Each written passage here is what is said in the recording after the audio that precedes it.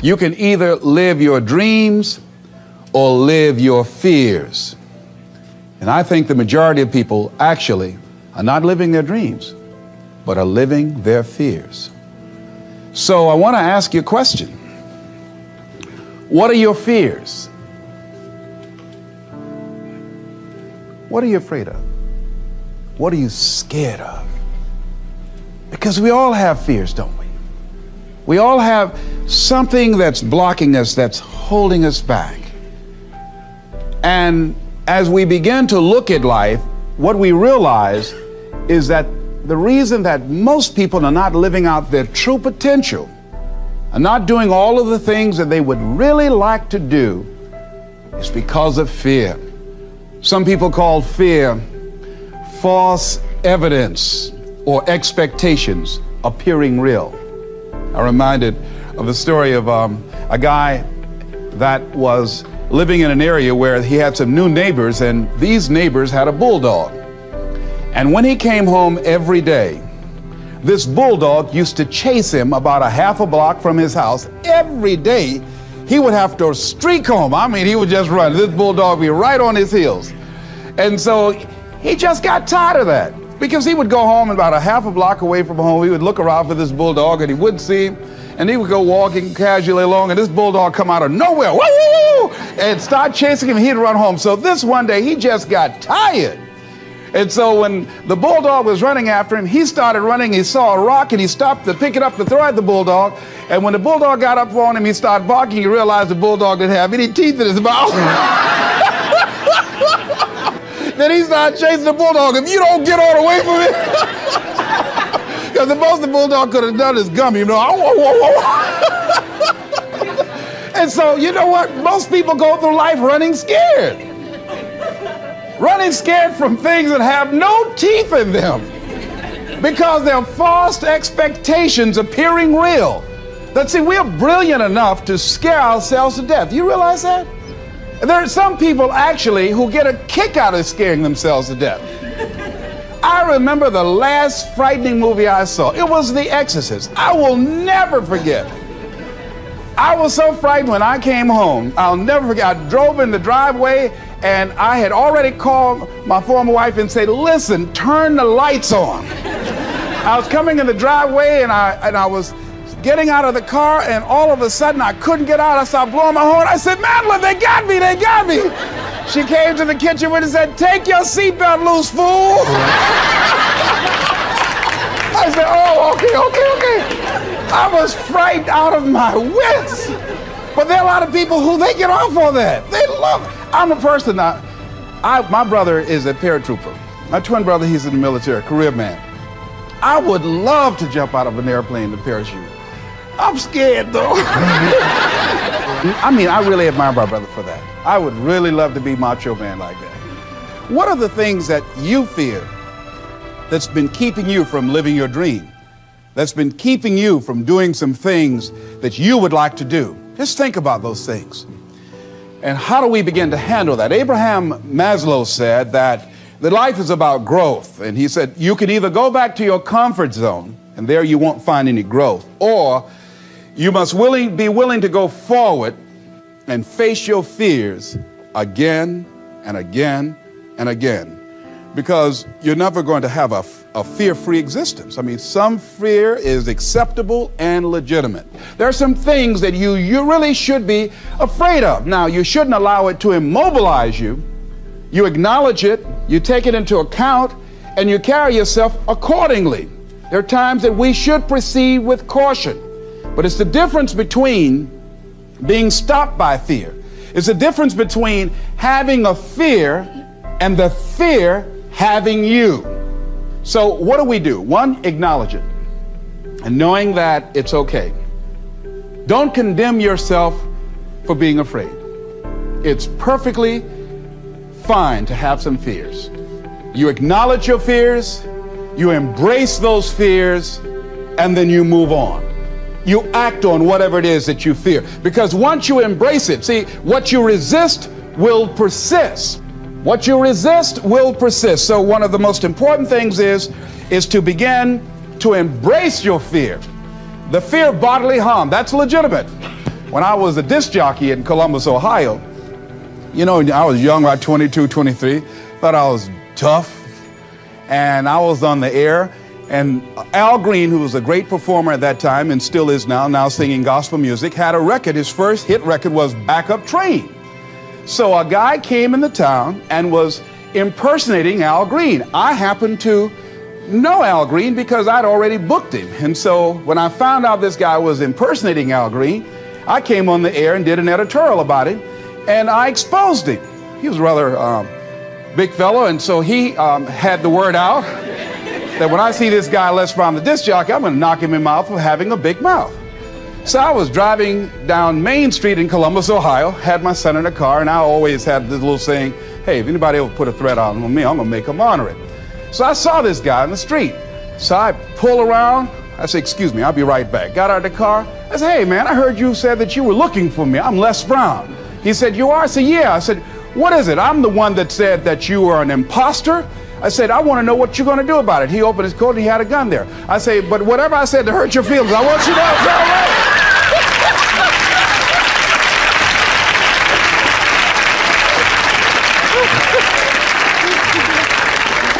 Acknowledge your fears, carry yourself accordingly,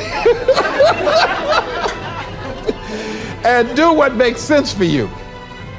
Well, one major fear I've always had is a fear of the dentist. And this fear had me. I didn't have that fear. And what really reinforced it, you got to watch things that can feed your fear. I saw a movie that most people would not remember. This movie was starring Dustin Hoffman. It's called The Marathon Man, with Laurence Olivier. When he's trying to get a confession out of here. And he took this drill out. Let me tell you something. When he went in Dustin Hoffman's mouth with that drill, I had $1 worth of popcorn. That popcorn went everywhere. Oh! Do you know I could not go to the dentist for 5 years? I had left broadcasting, went to the Ohio legislature, had an impacted wisdom tooth. Now that hurts. And I would call, and as soon as the people would answer the phone, I would hang up. That's how frightened I was. Dr. Hamler's office, boom, I'd hang up. Then I got to the point where I could just ask for an appointment. Hello? And I wouldn't give my real name. Because I knew I wasn't going to keep it. I'd give anybody's name. Joe Jiggly Jim, it didn't matter. Then pretty soon I got to the point where I could give my name. It was about 4 years after that, you know. I said, my name is Les Brown. Then I would call back and say, look here, due to my legislative agenda, I won't be able to make it. So the lady finally said on the phone, she said, you're scared, aren't you? I said, no, I'm not. She said, then why don't you come in? I said, that's none of your business. She said, you're not coming in because you're scared. I wish you just would not waste our time. And she hung up. I said, you have no right to do that to people like me, you know? So finally, to make it long and short of it, I was hurting so bad, I said, wait a minute, I've got to do something. And I said, what am I afraid of? Go there and handle it. I said, man, I said, Dr. Hamler, I just can't hear this drill. I mean, if you can do whatever, I don't need to hear this drill, that sound, you know, that's what gets me, that drill. Don't pull that drill out on me. He said, just calm down, calm down. And it wasn't really bad as I thought it was. One of the things you find out that when you face your fears, it's not as bad as you think it is. And when people tell you, I just can't do it, I can't handle it, I mean, really, I can't handle it, what they're envisioning is that they're not going to be here. They're going to clock out like you're going to die. And guess what? We all had occasions when we confronted our fears, we had to do something we felt uncomfortable with, we didn't want to do it, and we did not die. They didn't come take us and put us in a box somewhere. Am I right? So what we've got to begin to do, how do we handle that? What's the process? Because it's all up in here. One, I think, is imagine the worst case scenario. I just imagine that he went in my mouth and with this drill, and that I just croaked out. Then I imagine, that's the worst case scenario. Then I had another technique I used. Visualize yourself being more than able and capable of handling it. And I used to have a tremendous inferiority complex about speaking before people that I felt who had more going for them than I did. Because I'm not college trained, I used to feel that college people were the most intelligent people on the planet. And there was nothing I had to say for them. And what will they listen to me for? That's the way I felt. And so I had to visualize myself speaking before them, speaking before various audiences that had more going for them than I did, and realize and appreciate my own value, and that I was a worthwhile person, even though I didn't have all going for me. I didn't have the money, I didn't have the education that they had. So part of the process is seeing yourself being worthy, being capable, having what you need to make you a worthwhile person, and that you're more than able, and that you deserve to be listened to, or you deserve to have that dream and that passion and whatever it is that you see and envision there. You've got to see it in your mind's eye and know that you've got what it takes. Repeat after me, please. I must see in my mind's eye. See myself. Confronting my fears. Handling my fears. I'm more than able. Shake somebody's hand on your right and left and say, you got the right stuff.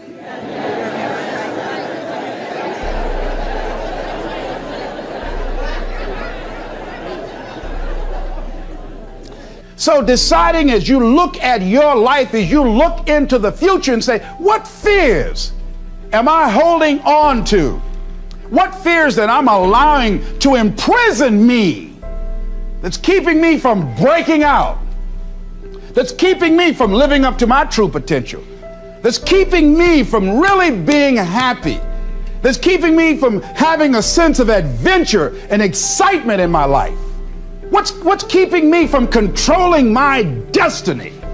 What fears that I'm giving that permission to?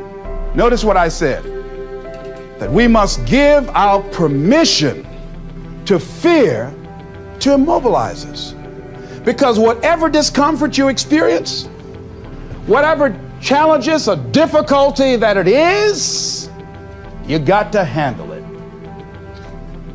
Got to go up in there and wrestle with it. Will it be easy? No. Will it be challenging? Yes. A friend of mine who's going into recovery. He's been addicted to crack cocaine for years and alcohol. And he was talking about how challenging it was and why he was dreading going into cold turkey. I said, what do you want me to tell you? That it's going to be a picnic? No, it's not. It's going to kick your butt? Yes, it is. Are you going to want to die? Yes, that's a part of it. But that's just what you must go through in order to get where you want to go. And guess what? You are strong enough to do it. You're strong enough, and your life is worth whatever you have to go through to get past this addiction. Whatever you have to do. This dream you got, whatever you want to do, will it be easy to just run out there and do it? No. Will it happen overnight? No. Will it be a struggle? Yes. Will there be times when you can't make ends meet? Yes, that's a part of it. Will there be times you won't know what to do? Yes, that's a part of it. Will you have some opposition? Will things go wrong sometimes? You will have many visits from Murphy. Now, if you're saying, well, who's Murphy? Don't worry.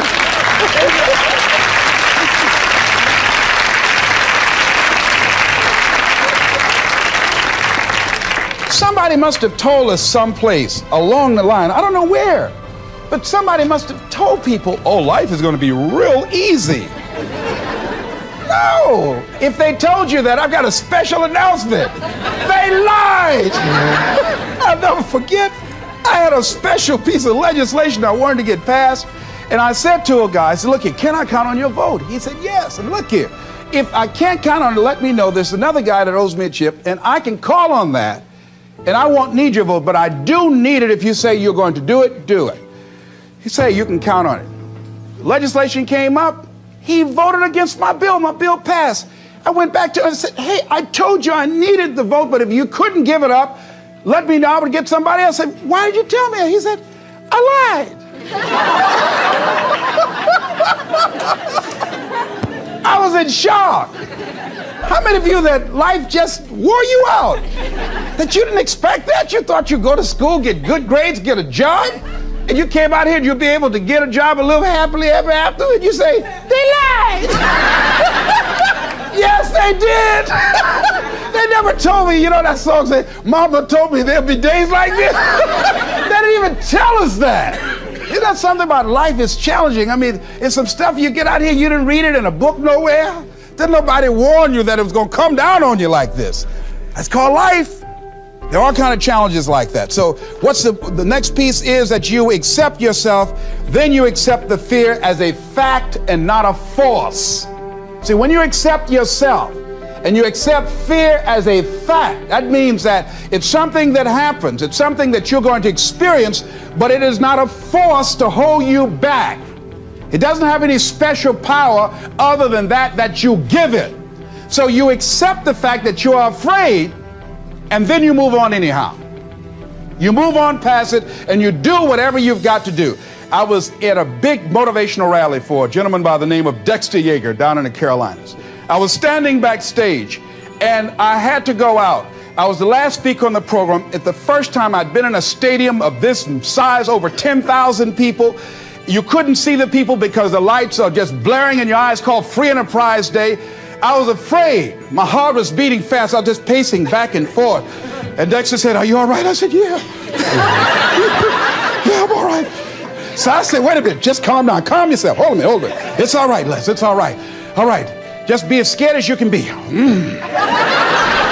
See, that's why I say embrace that fear. Just try and see how scared you can really get. And start breathing deep. So the guy came back and said, "Are you about to die or something?"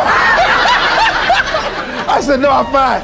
But after I started embracing it and trying to make myself as afraid as I can get, and imagine what's the worst thing that I could go out there and do, my mind go blink and I faint on stage, that's the longest they gave me my check.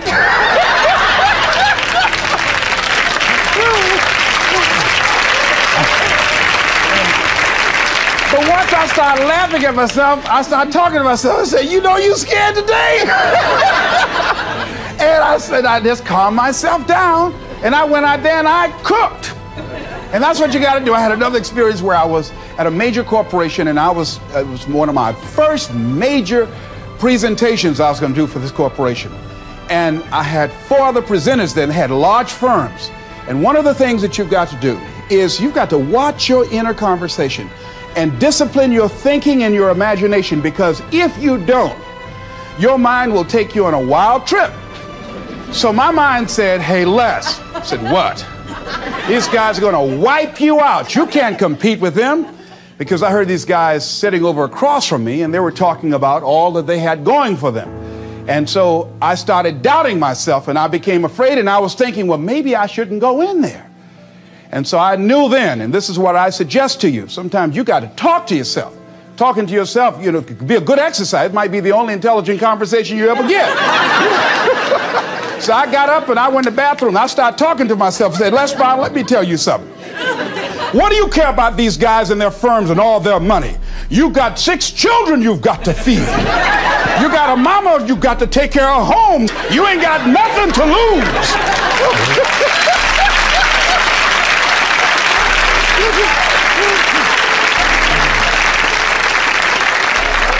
I went in that room and looked at those people. I said, "Don't you do nothing till you hear from me."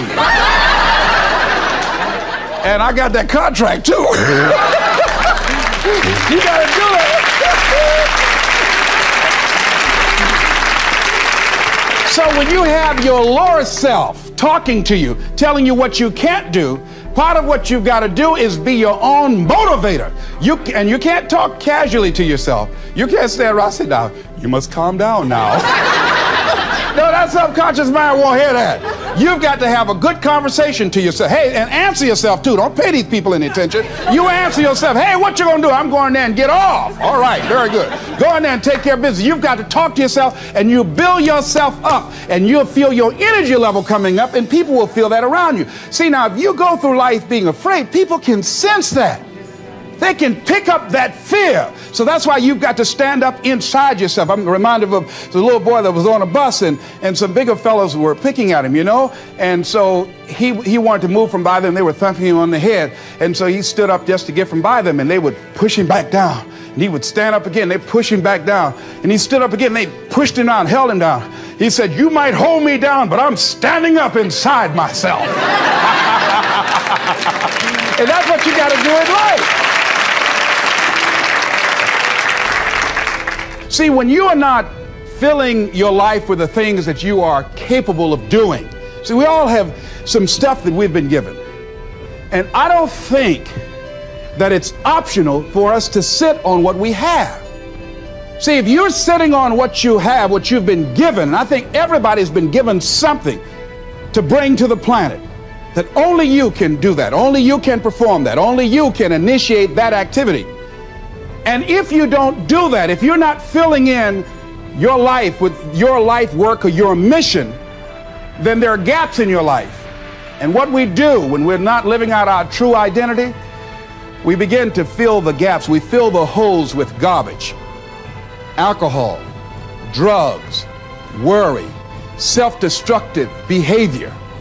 So when you begin to look at your life and you know that you're not doing what you can do because you have allowed yourself to be held captive by your fears.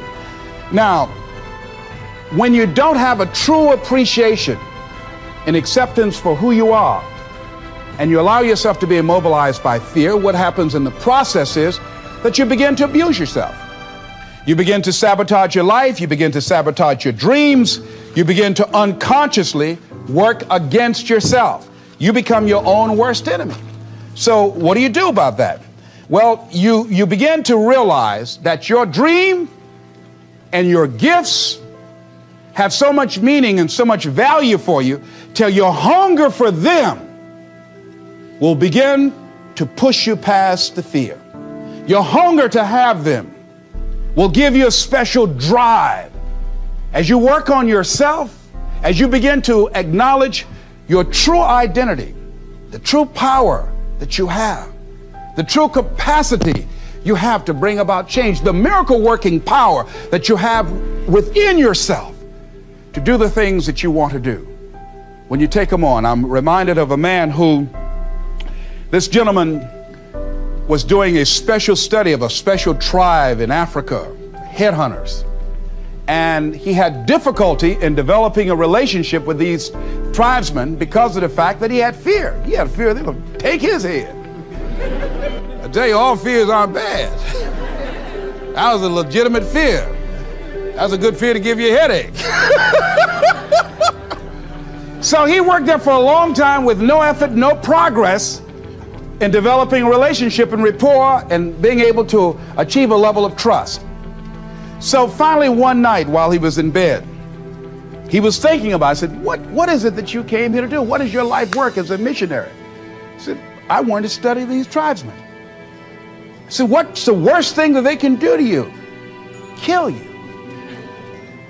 And he just decided, hey, this is what I came here to do. I know that there's some risk involved, and I'm going to do it, come what may. He said, I'm not going to be afraid anymore. He went back the next day, and he started doing the work and trying to talk to and interview many of the members of this tribe. And they began to respond to him. They threw out the welcome mat to him. And years later, when people came to see what his progress was, they asked him, how were you able to do this? How did you convert the relationship from being hostile to that of being positive? And he said something I think has value for all of us. He said, when life can no longer threaten you with death, he said, what else is there? What else is there? And the majority of the fears that we have are not life or death fears. They're not those kind of fears. But through our imagination, we blow them out of proportion and we give them more power than they actually have or deserve, and we permit them to govern our lives. We permit them to determine how far we can stretch out on our dreams and discovering our stuff. And as we begin to look at ourselves and begin to, wait a minute, just getting to the point as you assess yourself and begin to prove yourself and just say, wait, hold a minute. I've been sweating this out. What's the worst thing that can happen to me on this? Will it kill me? Will I die? Why am I going through all of these changes over this? How much power does this really have? And am I the one that's feeding the power into it? See, a lot of times we allow ourselves to be fed and to be programmed into being afraid. I mean, you watch the news and read the newspaper, you'll be scared to come out the house. Am I right? You'll be afraid. So what kinds of things, what kinds of thoughts are you feeding your consciousness? What kind of things are you putting in your mind that will enable you to either move forward or to justify why you're staying where you are? Another piece that I look at, that when I finally decided that I was going to go to the dentist, the pain was so great. I couldn't hold out any longer. All of a sudden, the fear didn't matter. I can't but take me. Now, some people need fear, you know. Have a friend that we told him, hey, man, you know, you need to lose some weight. You're getting overweight and out of shape, and at our age, we need to have a regular program. And Bud said, man, I've been fat since I was a little boy. I'm big bone. I've never seen a fat skeleton, though, you know. Well, Bud became ill.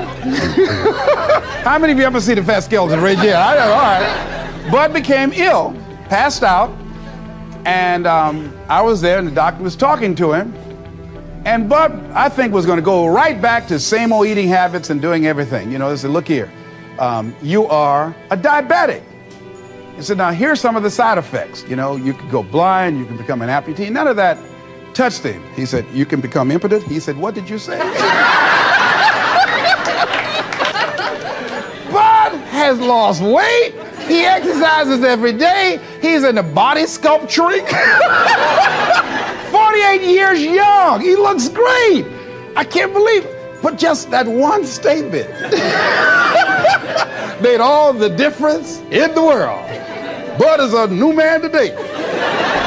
So what is it that has to happen to you? Some people don't take corrective measures to improve their health until they get a pronouncement that they're about to die. Then they'll start, okay, all right, I'm ready to do whatever you want me to do. But they won't do that. They can see people drop it off like flies around them. Well, that's them. You got to go from something.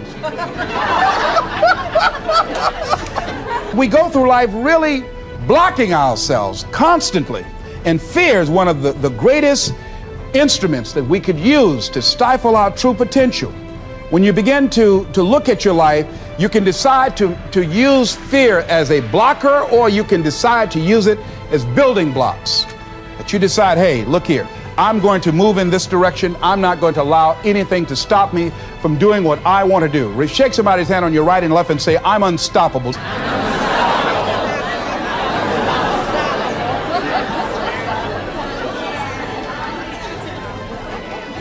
See, when you begin to understand and acknowledge your fear, and you go forth anyhow, you go forth in a spirit and a knowing that there's a way that you can begin to handle this. There's a way out here somewhere. There's a solution. What it is that you're seeking, that you have the capacity to whatever comes up, to handle it, to face it. And rather than feeling powerless, you begin to feel powerful. See, when all of the major downsizings that are taking place around this country, there are a lot of people who are biting their fingers in fear that they might lose their jobs. But there are few people who have decided within themselves, I'm going to make it. Some people aren't waiting to be cut. Some people are moving on their own because they feel within themselves, I've got what it takes to make it. They're not afraid about tomorrow because of how they see themselves, because of what they feel that they deserve, because of what they feel that they can create for themselves. Because these people have decided, as they look at the future, as they look at themselves, there's a way. Where there's a will, there's a way for me to begin to create a way out of no way. And when you have that kind of consciousness, when you have that kind of spirit, nothing can stop you. Nothing.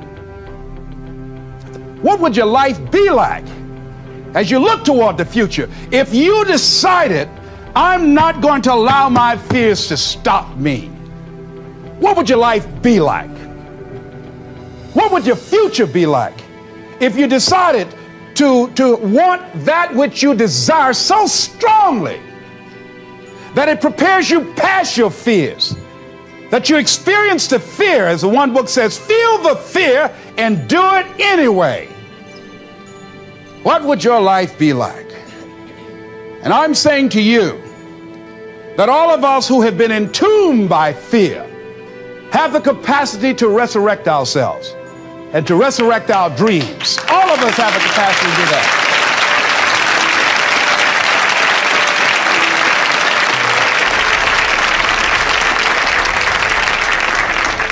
And you have, is it easy? No.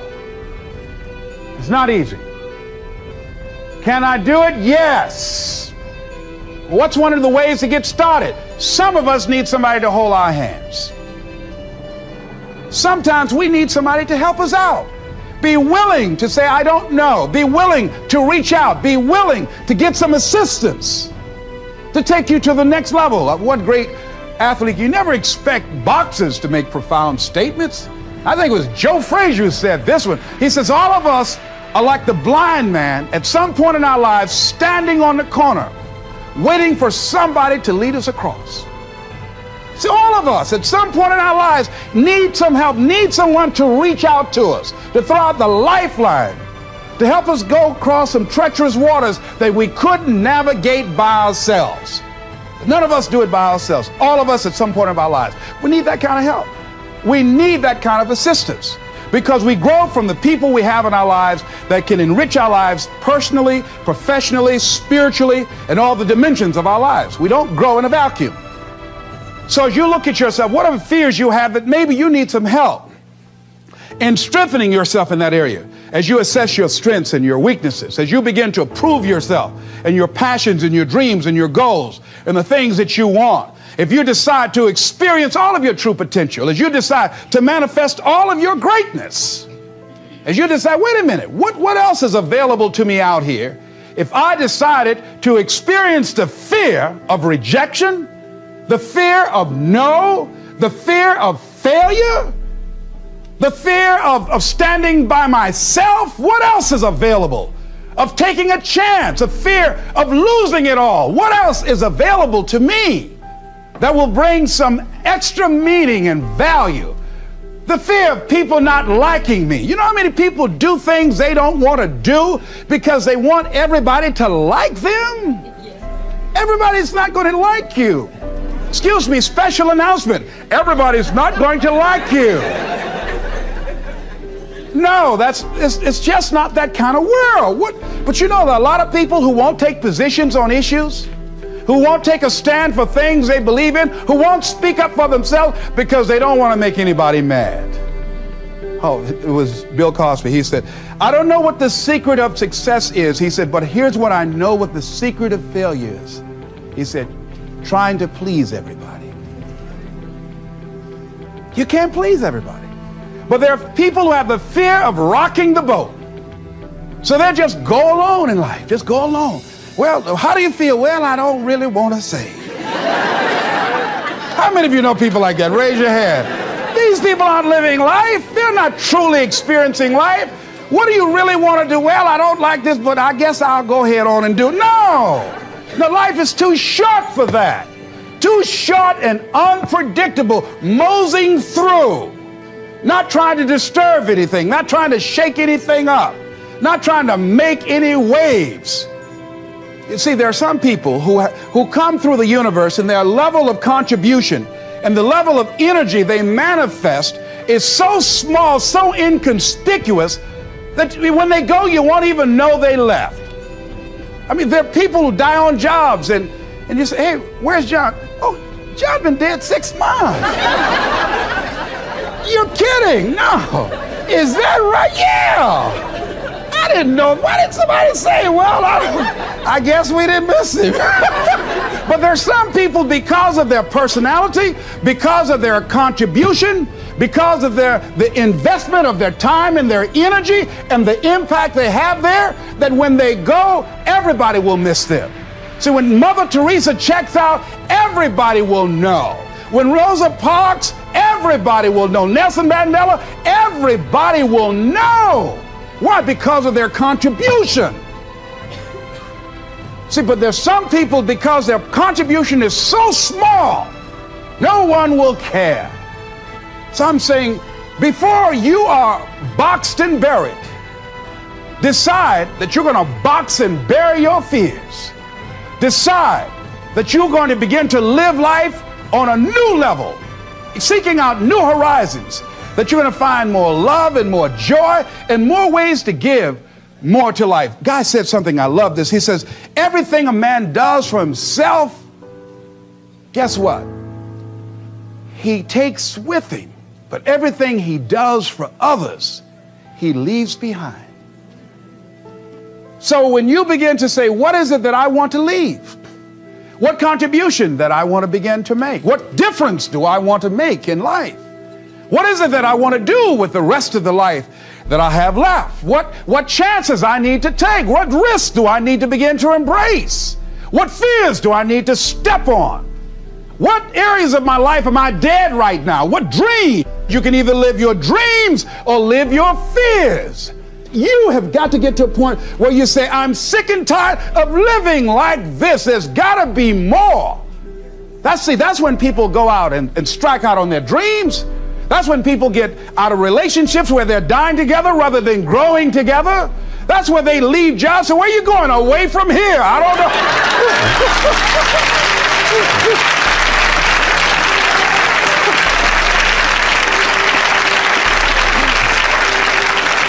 Do you have another job? No, I don't.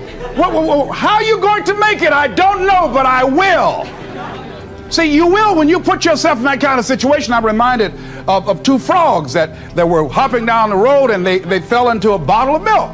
And one was hopping up and down for a while, and he drowned. He just gave up. But this other frog just kept on kicking. He wouldn't give up. He just kept on kicking. And pretty soon he churned that milk into butter, and he walked on out.